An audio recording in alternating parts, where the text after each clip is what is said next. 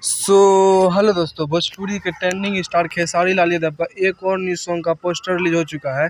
जी हाँ दोस्तों, आप लोग सही सुन रहे हैं। भोजपुरी के ट्रेंडिंग स्टार खेसारी लाल यादव का एक और न्यू सॉन्ग का बेहतरीन न्यू सॉन्ग का पोस्टर रिलीज हो चुका है। जिस सॉन्ग का पोस्टर का नाम रखा गया के रोटी बेली। जी हाँ दोस्तों, आप लोग सही सुन रहे हैं। भोजपुरी के ट्रेंडिंग स्टार खेसारी लाल का बहुत ही बेहतरीन धमाकेदार सॉन्ग का पोस्टर आ चुका है। जिस पोस्टर का नाम रखा गया है, टाइटल रखा गया के रोटी बेली।